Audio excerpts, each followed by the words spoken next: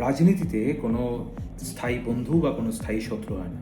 আমাদের সাংসদ দেব এবং আমাদের মুখ্যমন্ত্রী মাননীয় শ্রী শুভেন্দু অধিকারী মহাশয় বৈঠকে বসেছে, কিন্তু এই বৈঠকের আসল সত্যতা কি সেটা একটু জেনে নেওয়া দরকার ঘাটাল মাস্টার প্ল্যানের মাধ্যমে। বছরের পর বছর ঘাটালের মানুষ বন্যার জলে ভেসে গেছে এই ঘাটাল মাস্টার প্ল্যান না হওয়ার জন্য। আমাদের পূর্বতন টিএমসি সরকার এই ঘাটাল মাস্টার প্ল্যানকে দীর্ঘদিন ধরে কেন্দ্রের সাথে অসহযোগিতা করে শুধু রাজনীতি করেছে।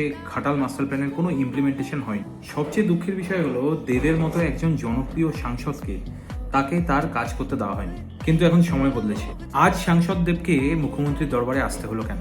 কারণ তিনি বোঝেন যে দলীয় রাজনীতির চেয়ে ঘাটালের মানুষের মরা বাঁচাটা বেশি ইম্পর্টেন্ট। এই পুরো বিষয়টা থেকে বোঝা যায় যখন কোনো ব্যক্তি বা দলের অহংকার ভেঙে পড়ে তখনই প্রকৃত সমাধানের জন্ম নেয়। ঘাটাল মাস্টার প্ল্যান কোনো রাজনৈতিক ট্রফি নয়। ক্ষমতার দম্ভ ছেড়ে যখন একজন সাংসদ এবং মুখ্যমন্ত্রী মুখোমুখি বসেন তখনই বোঝা যায় গণতন্ত্রের জনগণই শেষ কথা বলে। আপনার কি মনে হয় এই বৈঠকের পর কি কোনো সমাধান বেরোবে? ফাইনালি কি বাংলা পেতে চলেছে ঘাটাল মাস্টার প্ল্যান? আপনার মতামত কমেন্ট সেকশনে জানান এবং ভিডিওটি শেয়ার করুন। Thank you.